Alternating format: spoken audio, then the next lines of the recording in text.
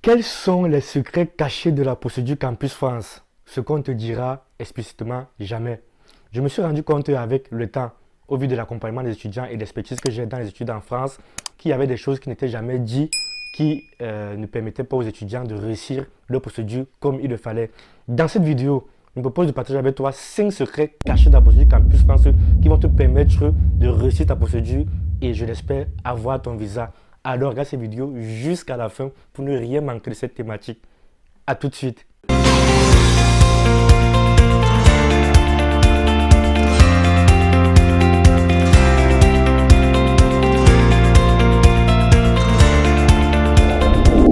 Salut à toi, bienvenue sur notre chaîne YouTube Étudiant en Bain.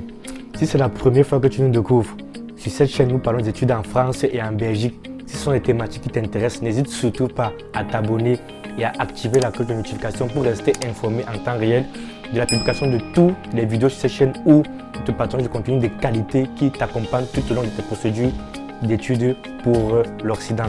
Alors n'hésite pas à nous suivre sur tous nos réseaux sociaux.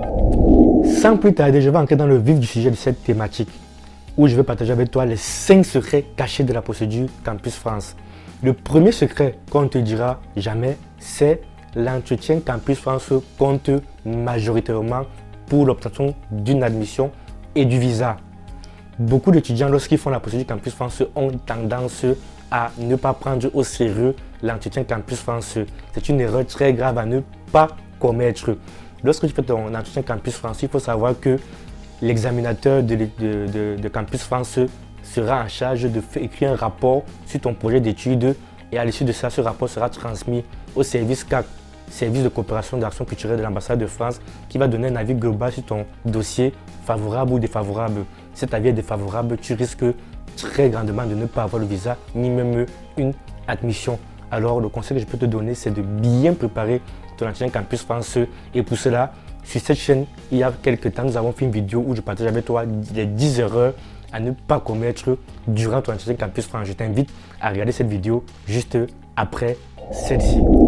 Le deuxième secret sur la procédure Campus France que tu dois avoir en tête, c'est que avoir une admission dans une université ne garantit pas que tu auras le visa. Je m'explique.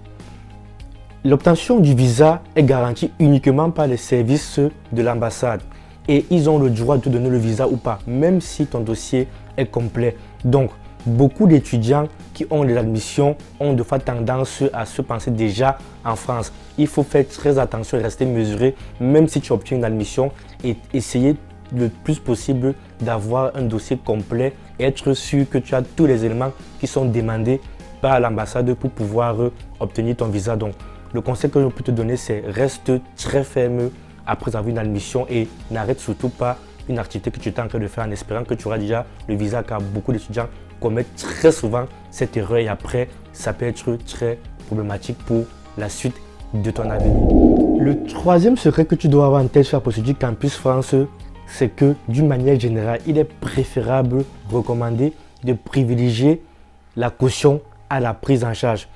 Pour ceux qui ne savent pas, la caution, c'est tout simplement un argent qui sera demandé à mettre sur un compte bancaire bloqué et cet argent te permettra de subvenir à tes besoins pendant à minima une année en France. Cet argent sera garanti lorsque tu auras ton visa et tous les mois tu auras une somme qui te sera virée pour te permettre de vivre en France. Donc du coup, d'une manière générale, les ambassades ont plus, c'est un système qui est plus fiable par rapport à une prise en charge, car rien ne garantit que la personne qui te fait la prise en charge respectera clairement cette prise en charge lorsque tu seras sur le territoire. Donc le conseil que nous pouvons te donner, c'est si tu as la possibilité d'avoir une prise en charge, d'avoir une caution plutôt par rapport à la prise en charge, privilégie la caution car ça sera beaucoup mieux pour ton dossier de demande de visa. Le quatrième secret que tu dois avoir en tête sur la procédure Campus France, c'est qu'il est possible d'obtenir le visa après un refus. Tu as dû très probablement entendre parler de ce qu'on appelle le recours gracieux et du recours contentieux. Il faut savoir que lorsque tu déposes ta demande de visa et que tu obtiens un refus, tu as la possibilité de demander une réévaluation de ton dossier et de ta demande de visa en ajoutant des pièces justificatives supplémentaires dépendamment du motif du refus que tu auras eu. Et cette demande, c'est ce qu'on appelle le recours gracieux qui se fait auprès de l'ambassade où tu as déposé premièrement ta demande de visa. Il arrive dans certains cas que après cette demande, des étudiants qui ont eu un premier refus ont le visa. En cas où, même après le recours gracieux, tu n'as pas de visa, tu peux faire ce qu'on appelle un recours contentieux. Un recours contentieux, c'est un recours qui te demandera de faire appel à des services d'un avocat et ça ira en justice, c'est-à-dire ça demandera beaucoup plus de mois pour le traitement du dossier. Donc, je te parle de ces méthodes pour que tu puisses avoir en tête que c'est possible. Maintenant, la réalité des faits est que ça ne marche pas très souvent dans la majorité des cas. Donc, ne te dis pas que si tu as un refus, tu vas faire le recours et forcément tu auras le visa par la suite. Mais sois informé de cela, ça pourra peut-être t'aider dans tes démarches. On ne sait jamais. Le cinquième secret qu'on ne te dira pas souvent, c'est que tu dois te faire accompagner lorsque tu fais ta procédure Campus France. Je me rappelle, il y a plusieurs années, lorsque je faisais ma procédure Campus France, il y avait beaucoup d'informations que je ne savais pas. Mais le fait de le faire avec plusieurs personnes, avec différents profils de personnes qui faisaient la procédure Campus France, m'a aidé à être informé sur beaucoup de choses et anticiper davantage sur les démarches à suivre. Et ça a conduit à ce que je puisse venir en France et avoir mon visa sans trop de difficultés. Donc, si tu fais ta procédure Campus France, ne reste pas dans ton coin, cherche les informations, fais-toi accompagner. Tu peux pour cela nous contacter, étudiant Ben. Nous sommes disponibles pour prendre tes questions, soit sur WhatsApp, soit par mail. Tu nous écris, nous répondrons dans les meilleurs délais à tes différentes interrogations sur la procédure, sur les différents blocages que tu rencontres.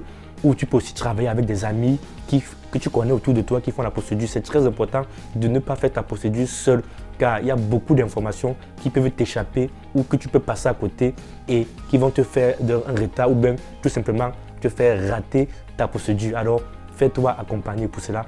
Tu peux nous contacter, étudiant, nous serons disponibles pour te répondre à tes différentes questions et inquiétudes sur la procédure Campus France. Merci d'avoir regardé cette vidéo jusqu'à la fin où j'ai partagé avec toi les 5 secrets cachés de la procédure Campus France. Bien évidemment, je tiens à préciser que ces secrets viennent par rapport à mon expérience et celle de toute l'équipe qui travaille avec moi. C'est une analyse qui vraiment dépend de notre point de vue à nous. Donc ce n'est pas une vérité absolue, il faut avoir ça bien en tête. Je te dis merci, n'hésite surtout pas à nous laisser en commentaire si tu as des questions, si tu as des inquiétudes ou tu as des interrogations par rapport à cette thématique. Et je te dis à très bientôt sur notre chaîne YouTube Étudiant Ben pour d'autres vidéos de qualité. Salut!